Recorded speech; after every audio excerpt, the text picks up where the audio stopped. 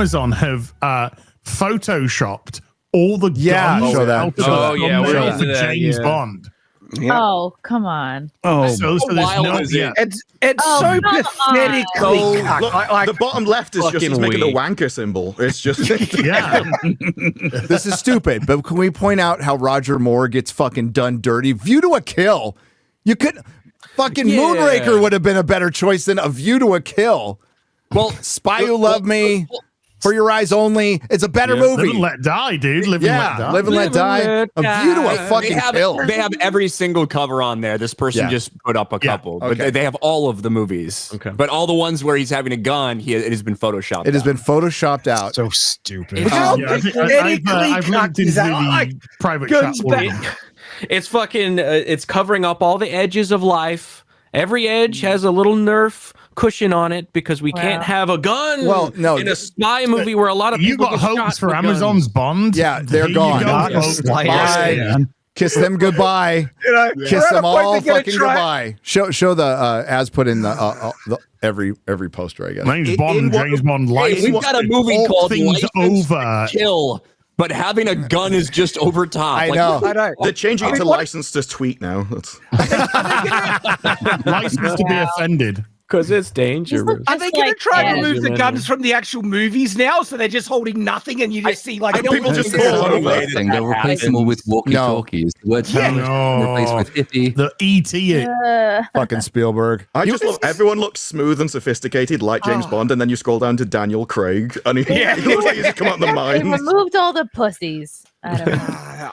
It's so pathetically weak. I can't stand this crap. It's why I'm not sure that it's right to say that the people who are doing this want to replace. I mean, I won't be calling them conservative values because lots of people who aren't conservative also hold like values around heroism and things. But the article calls them conservative values. We'll stick with that.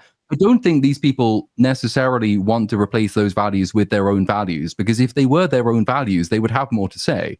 And actually, they don't. They are incredibly shallow and superficial because they aren't really values that they hold. They're positions that they think it's fashionable to hold.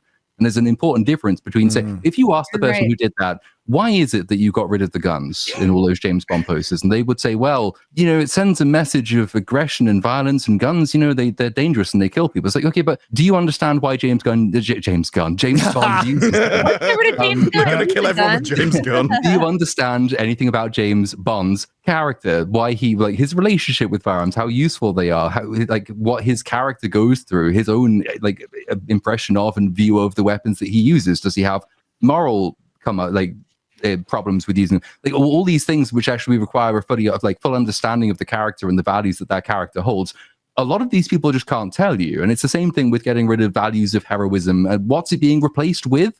Kind of nothing, because they are just fashionable positions to take. They're being inserted into movies not because these people really believe them. James Gunn doesn't really believe half the shit he says, but the people around him do, or it's fashionable to do so. You get ahead in your career if you say the right thing. And that's why they seem so thoughtless, and why there is no parallel with anyone's ability, who's a conservative or not, to look at Boromir in The Lord of the Rings and tell you so much about the values of that character and what he represents. There is no equivalent coming from the other side. No. You can't look at Barbie and say the same thing. James Gunn could show up with a social worker instead of a gun. There was an article when Barbara Broccoli got fired that said there was a discussion inside Amazon in a meeting, and one of the women there said, I don't think James Bond is a hero, and the room went silent. Like, these people hate James Bond because they don't agree with his values. And it is a case of they just get them from everyone else, but that is just like a lower stage of moral development. A lot of people have that stage. And so, they don't create anything new because they haven't surpassed that lower level of moral development to come up with their own principles. And their only real principles that govern that entire thing are things like equality, harm avoidance, safetyism. Like, so everything is about people realizing they've always been empowered. They've always had the power. You can't make heroic stories from that. You could say that they could watch a heroic movie and like the heroic thing, but it's because they're understanding it from their lower level of development. Lower level of development, and I mean, no experience. Like, no life experience whatsoever. I mean, that's prevalent through Hollywood and writing and even on the board. And like a lot of marketing managers are women hired right out of school. They have no fucking clue about running a business or even marketing. but they're like I remember Eric a long time. July went to the LinkedIn and we saw the marketing manager for Warner Brothers. This was back in 2016. It was like a 23-year-old girl, and whose dad probably got her the job. It's like you don't know what the fuck you're doing. And Warner Brothers has proven for over a long time that they don't know what the fuck they're doing. $15 billion in debt still to this day, by the way. But they made enough money this year, guys. They're good. In regards to the DEI hire marketing managers, we've seen some of the most catastrophic results of where they think they, Bud Light and all that stuff is like, that's their idea of marketing. And Jaguar.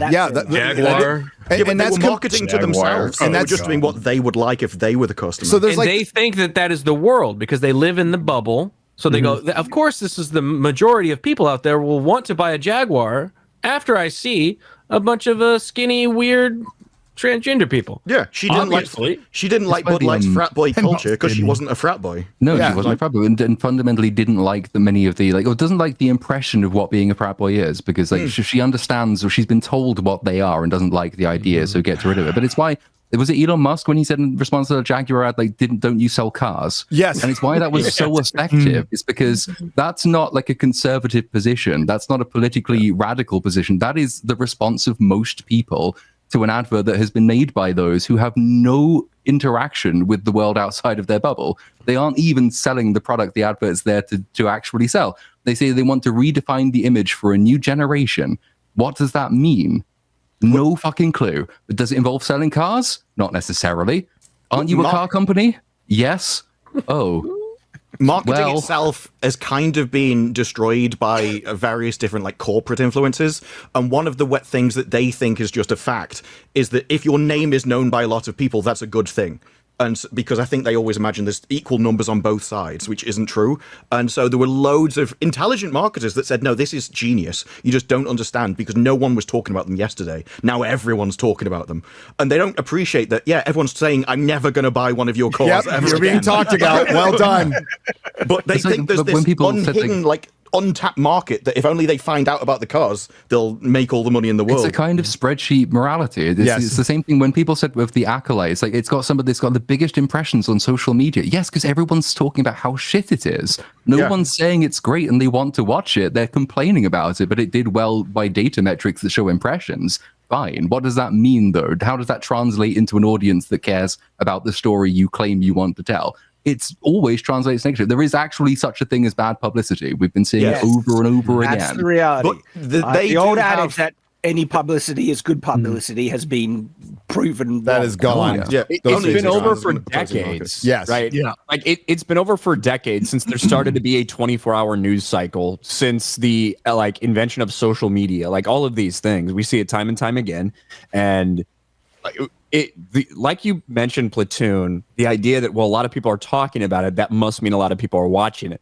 It's just completely false. A lot of it depends on the demographics of your show. But for instance, The Acolyte had insane social media impact with so many people putting out clips and hundreds of thousands of people saying this looks like shit, and some people saying this looks amazing, I love it.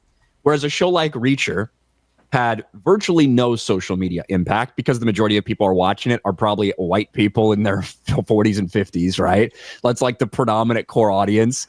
So it doesn't have as many social media things going on, yet it obliterated everything streaming last year. Yep.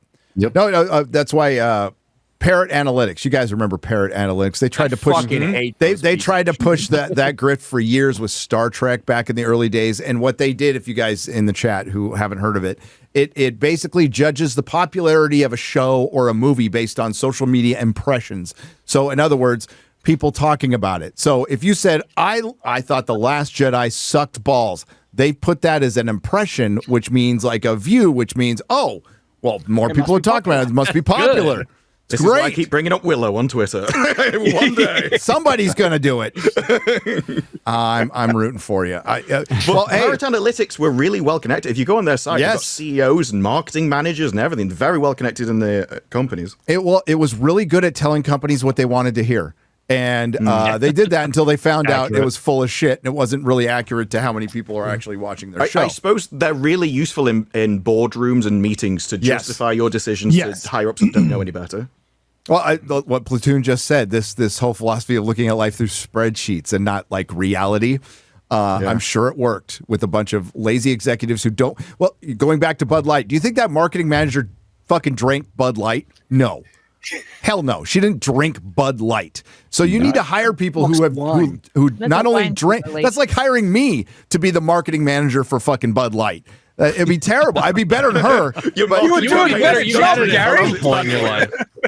I at least know like with the customers, but like like the problem with studios now is they have board members who are from Monsanto or fucking Coke, and none of them watch their own shit. PepsiCo. They have no idea, none whatsoever, and it shows. Nerderotic.com. Please subscribe.